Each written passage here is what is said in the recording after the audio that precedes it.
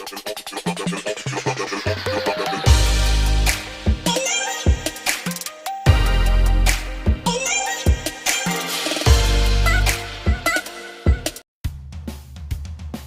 warahmatullahi wabarakatuh.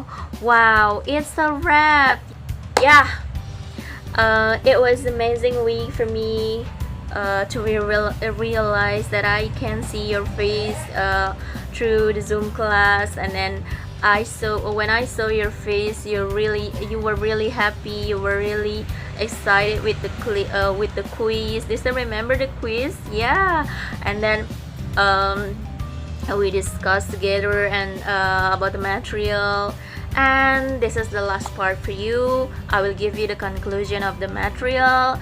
I hope that it can be useful for you, and then we can go up to the next material for the next week. Okay, then I will give you the conclusion in 2 languages, and it will be in Bahasa, and of course I will mix it in English too to make you more understand about the material. Ya, jadi intinya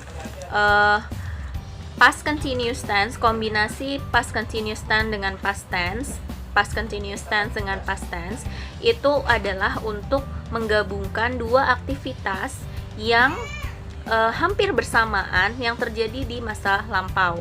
Kalau bahasa grammarnya itu past continuous, kombinasi past continuous dengan past tense ya. Kombinasi past continuous dengan past tense. Nah, di past continuous dengan past tense ini tuh maksudnya apa ya? Kalau di bahasa Indonesia atau percakapan sehari-hari biasanya yang sering kita ucapkan, misalnya gini, kalian suka gini, kemarin pas saya telepon, kamu sedang apa sih, misalnya ya. Oh, pas kamu telepon aku tuh lagi nonton TV, jadi nggak kedengeran gitu. Kalau bahasa Indonesianya yang bakunya, nah ketika aku telepon kamu sedang apa? Oh, ketika kamu telepon aku sedang menonton TV. Nah, kira-kira kayak gitu. Nah, itu kita di bahasa Inggrisnya berarti menggabungkan dua kalimat ya, menggabungkan dua kalimat karena ada dua kejadian di sana. Yang pertama menelpon, yang kedua adalah nonton TV. Nah, ada dua activity yang harus digabungkan. Apa sih maksudnya? Jadi, ini based on the activities, long action or short action. Maksudnya, long action itu adalah activities yang membutuhkan waktu lebih lama. Nah, short action pasti sebaliknya kan, membutuhkan waktu lebih sebentar. Nah, sekarang pertanyaannya, activity yang mana yang short action? Benar sekali, activity call, menelpon. Nah, sementara yang menonton TV itu disebut sebagai long action. Nah, keduanya menggunakan pola yang berbeda. Untuk yang long action menggunakan past continuous tense, dan yang short action menggunakan simple past tense. Jadi simpelnya gini, when you called me, I was watching TV. I was watching TV when you called me. Nah, kata penghubungnya adalah when, yang kalau di bahasa Indonesia artinya ketika. Jadi dua activities tadi sudah bergabung ya, sudah di-combine.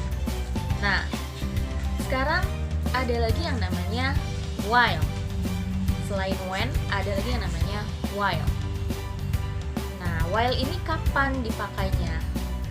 Bolehkah menggantikan when? Boleh. Bisa menggantikan when. Jadi itu perbedaannya antara when sama while. Antara when sama while. When untuk activity yang short, dan while untuk activity yang long. Apa itu yang menandakan activity yang long? Activity yang long ada to be dan verb ing. Activity yang long ada was atau were dan verb ing gitu. Kalau kemudian diikuti dengan kata while. Boleh nggak mesti bolak-balik while sama when-nya? Boleh di tengah, boleh di depan, boleh banget. Asalkan tadi yang kalimat yang mengikuti harus sesuai, ya. Di mana ada when, di situ ada simple past tense. Di mana ada while, di situ ada past continuous tense. Nah, jelas ya. Nah, gimana kalau dua activity-nya bersamaan, benar-benar bersamaan, dua-duanya benar-benar long activity? Misalnya apa, Miss? Misalnya, Ibu sedang memasak ketika saya sedang menonton TV. Ibu sedang memasak ketika saya sedang menonton TV. Berarti itu kan dua-duanya long ya. Nah, di situ kita gunakan while. Jadi, I was watching TV while my mom was cooking. I was watching TV while my mom was cooking. Mau dibalik boleh. While I was watching TV, my mom was cooking, my mom was cooking. Terus mau dibalik, while my mom was cooking, I was watching TV. Boleh banget. Jadi karena while itu kan sama ya, dua-duanya sama-sama past continuous tense. Oke, sampai sini sudah paham ya. Nah, sekarang penggunaan was sama were. Kapan sih, Miss, kita harus menggunakan was? Kapan kita harus menggunakan were? Was sama were ini sebenarnya sangat familiar sama kalian. To be. Tahu ya to be ya? Kalian biasa kenalnya hanya to be-nya present. Is, am, are gitu ya. Is, am, are. Tapi sekarang ada was sama were. Kok bisa berubah ya gitu. To be itu bukan hanya is, am, are. Jadi is, am, are itu kalau di present, activity yang sekarang atau yang sedang terjadi. Tapi kalau di past tense itu berubah menjadi was sama were. Nah, intinya was sama were ini tergantung dari subjeknya. Kalau di bahasa Indonesia berarti tergantung dari pelakunya. Nah, si pelakunya yang di depannya itu apa atau siapa. Jadi kalau was itu hanya boleh kalau hanya boleh mengikuti subjek I, he, she, it, nama orang, ikhwan atau akhwat, atau binatang ya, hewan yang jumlahnya itu tunggal, satu ya, binatang, hewan, benda yang jumlahnya itu satu. Oke, paham ya? Contohnya apa? He was, she was, it was, Dina was, Shanti was, Ahmad was, the cat was. Nah, paham? Oke. Terus sekarang were. Were ya sisanya. Apa sisanya? You, we, they. You, we, they. You were, we were, they were. You were, we were, they were. Ya, you were, we were, they were. They bisa juga diwakili dengan nama orang, kemudian benda atau hewan, orang ikhwan dan akhwat, campuran atau dan sebagainya. Intinya yang the amount is more than one, lebih dari satu. Misalnya Aisyah and I were, Dina, Rani and I were, Sophie, Lucy, Dania were. Oke? Ya. Paham ya? Sampai di sini. Tadi satu lagi adalah you were. Nah, kalau you ini kan bisa kamu, bisa kalian, bisa tunggal, bisa jamak.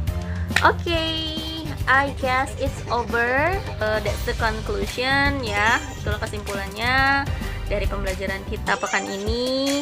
I hope that you will be more understand. Don't forget we have yeah, I will give you giveaway. Sorry, I will give you giveaway quiz, so don't miss it. Just watch and check your Google Classroom openly because I will put the giveaway quiz there. Okay, well, semangat, salam semangat selalu. Don't ever forget to pray supaya kita semakin dilindungi dan dijauhi dan dihindari dari wabah atau this pandemic. Of course, mudah-mudahan we can pass it well, ya, dan kita ketemu lagi di dalam kondisi sehat walafiat jasmani dan rohani. Okay, I really apologize for you atas segala kekurangan ya yang Miss Yanti berikan. See ya, let's say hamdalah, alhamdulillahirabbil alamin, kafaratul majlis, subhanaka Allahumma wa bihamdika, asyhadu alla ilaha illa anta, astaghfiruka wa atubu ilaik. Thank you. Wassalamualaikum warahmatullahi wabarakatuh.